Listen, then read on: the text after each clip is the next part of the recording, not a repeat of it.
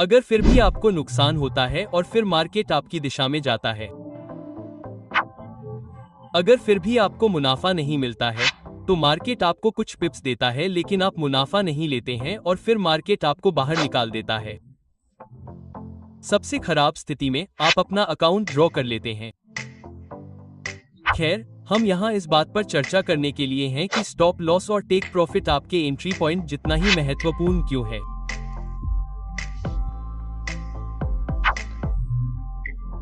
हम में से कई लोग केवल एंट्री पर ही ध्यान देते हैं, लेकिन आपको स्टॉप लॉस, टेक प्रॉफिट से कोई फर्क नहीं पड़ता। हम में से कई लोग पहले से ही पैसा कमा रहे होंगे। वास्तव में आप में से अधिकांश पहले से ही लाभदायक हैं। लेकिन क्योंकि आप स्टॉप लॉस और टेक प्रॉफिट को गंभीरता से नहीं लेते हैं, तो आप अभी भी अकाउंट मैनेजर और सिग्नल और रणनीतियों की तलाश में हैं।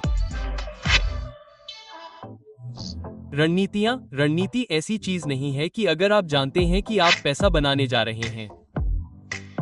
ये भी ऐसी चीजें हैं जो एक रणनीति बनाने के लिए जुड़ती हैं। इसलिए आपको हर चीज को गंभीरता से लेना होगा। जिस तरह आप जानते हैं कि आप कहां से प्रवेश करना चाहते हैं, उसी तरह आपको ये भी जानना चाहिए कि मुझे वास्तव में अपना स्टॉप लॉस कहां रखना चाहिए। मेरे लिए उपयोग करने के लिए सही स्टॉप लॉस क्या है, मुझे किस समय सीमा का उपयोग करना चाहिए।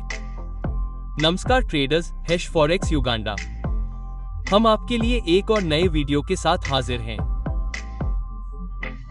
सब्सक्राइब करना न भूलें, लाइक करें, नोटिफिकेशन बेल ऑन करें, क्योंकि हम मार्केट के कई सीक्रेट और कंटेंट आपके सामने लाने वाले हैं। शेयर करें, लाइक करें, सब्सक्राइब करें।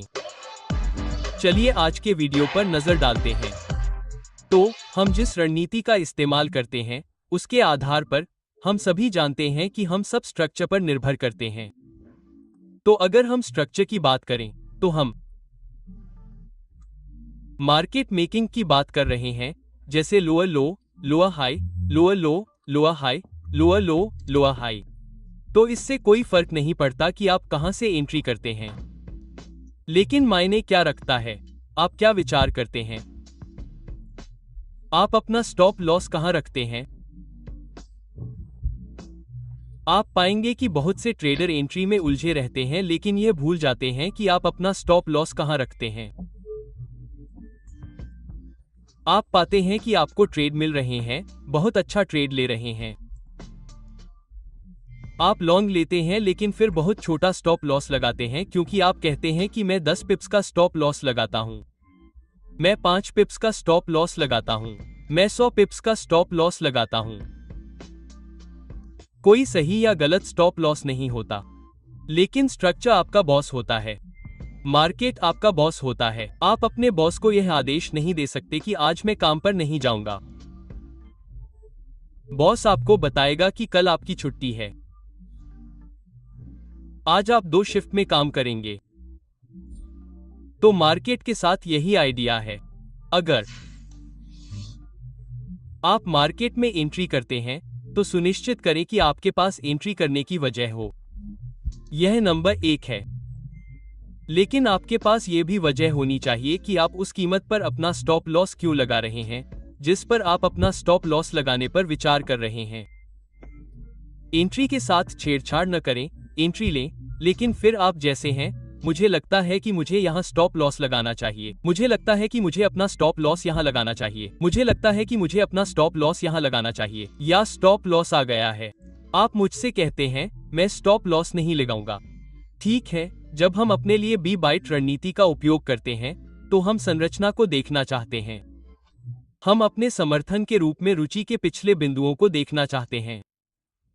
तो अगर मैंने इसे अपनी एंट्री के तौर पर लिया है, तो मैं इसे खरीद के तौर पर लेता हूं। ठीक है, मैं यह नहीं कहूंगा कि क्या आप जानते हैं कि मैं यहां अपना स्टॉप लॉस लगाने जा रहा हूं। जाहिर सी बात है कि मैं इसे अपने पिछले सपोर्ट जोन के तौर पर मानूंगा। ठीक है, याद रखिए कि सपोर्ट जोन सिर्फ एक कीमत पर नहीं होता है। ठीक है, इसलिए कभी कभी आप हमें इस आयत के साथ ड्राइंग करते हुए देखते हैं। इसलिए हम इसे एक सपोर्ट जोन के तौर पर मान रहे हैं, जो इस बाजार को फिर से ऊपर की ओर धकेल सकता है। इसलिए हम हमेशा अपना स्टॉप लॉस सपोर्ट जोन में नहीं बल्कि नीचे रखना चाहते हैं।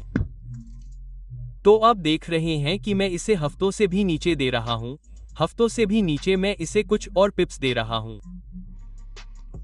तो आपके ये कहने के बजाय कि आपको पता है कि यह स्टॉप लॉस कितना बड़ा है, मैं इसे कम करके वहां रख देता हूं।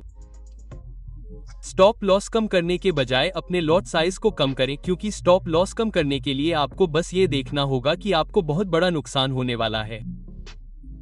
तो आप अपने बॉस के खिलाफ जाने वाले हैं। आपका बॉस आपसे कह रहा है कि मैं वापस आ सकता हूं और वास्तव में इस जोन में सपोर्ट की तलाश कर सकता हूं। तो आपके लिए बॉस की तरह मुझे पैसे चाहिए और मैं हारना नहीं चाहता। तो आप पाते हैं कि आप पर चोट लगी है और फिर बाजार आपकी दिशा में चलता रहता है। तो हमेशा एक कारण होना चाहिए कि आप उस कीमत पर स्टॉप लॉस क्यों लगाते हैं।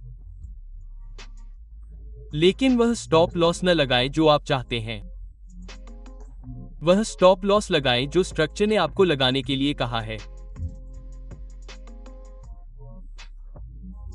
हम हमेशा अपने ट्रेडर्स को सलाह देते हैं कि वे स्ट्रक्चर के अनुसार स्टॉप लॉस का उपयोग करें।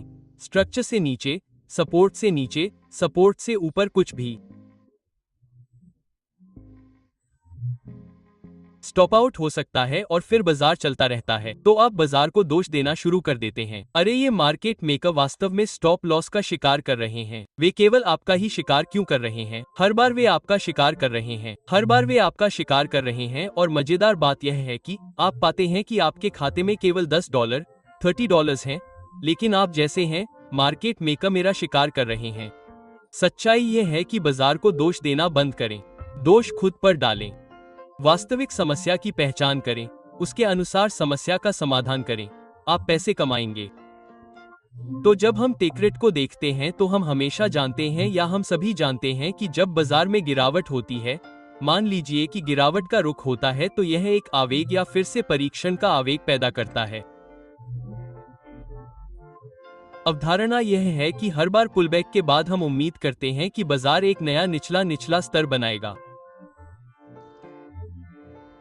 तो जब हम अपने टेक प्रॉफिट को देख रहे होते हैं, तो हम इस पिछले निचले स्तर को छोड़ देंगे और उम्मीद करेंगे कि बाजार एक नया निचला स्तर बनाएगा। तो हम पिछले डेटा को एक तरफ देखेंगे और देखेंगे कि क्या कोई प्रतिरोध है। इसके अलावा अगला प्रतिरोध क्या है, और वह है स्टॉप लॉस यानी टेक प्रॉफिट, जिसका हम उपयोग करने जा रहे हैं। मैं आपको दिखा रहा हूं कि हम इसे कैसे करते हैं। ठीक है, BYBT रणनीति। तो मान लीजिए कि अगर मैं यहाँ अपना व्यापार करता हूँ, ठीक है, मैं यह नहीं कहने जा रहा हूँ कि यह बाजार इस तरह ऊपर जाने वाला है। हाँ, इसमें संभावना है, लेकिन क्या आप में इस तरह तक बने रहने का साहस है?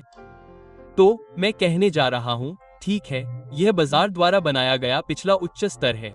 याद रखें, मेरा स्टॉप लॉस सपोर्ट जोन से नीचे है। फिर मैं अपने पिछले डेटा पर आता हूँ। तो यह एक हाई लो है।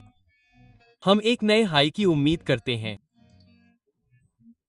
तो यहाँ क्या होने जा रहा है, मैं इसके अलावा देखने जा रहा हूं। ठीक है। तो जब मार्केट इस हाई पर पहुंच जाता है, तो हम उम्मीद करते हैं कि कम से कम इस मार्केट में इस कीमत पर पहला टेक प्रॉफिट मिल जाएगा। हम यहां आपको दिखा रहे हैं कि जो लोग इसका इस्तेमाल करते हैं, उनके लिए अपने स्टॉप लॉस और टेक प्रॉफिट के लिए एंट्री के टाइम फ्रेम का इस्तेमाल करना बहुत अच्छा होता है। आपके लिए 30 मिनट पर एंट्री लेने का कोई मतलब नहीं बनता है और फिर आप टेक प्रॉफिट देखने के लिए डेली टाइम फ्रेम पर जाते हैं। आपने एंट्री पाने के लिए 30 मिनट की चीजों का इस्तेमाल किया है। इसका मतलब है कि आपको उसी टाइम फ्रेम का इस्तेमाल करना चाहिए। स्टॉप लॉस और टेक प्रॉफिट लगाएं ताकि स्टॉप आउट होने और प्रॉफिट न लेने जैसी चीजों से बचा जा सके। वे आपको मुनाफा देते हैं। मार्केट चलता है लेकिन फिर आप कुछ नहीं लेते हैं और मार्केट आपके ऊपर पलट जाता है। तब आप कहते हैं, मुझे धोखा दिया जा रहा है, मुझे लगता है कि मैं इसे कभी नहीं बना पाऊंगा। उद्धरण चिन्ह। ट्रेडर्स, हम सभी इसे बना लेंगे। हम सभी को चीजों को सरल रखना होगा। चीजों को सरल और सैद्धांतिक रखें। चीजों को सरल और सैद्धांतिक रखें। हम बलपूर्वक अपने सर्वश्रेष्ठ व्यापारी बनेंगे। #फॉरेक्स युगांडा देखने के लिए धन्यवाद। एक बार फिर मिलते हैं अगले वीडियो में। सब्सक्राइब करना न भूलें, नोटिफिकेशन बेल चालू करें।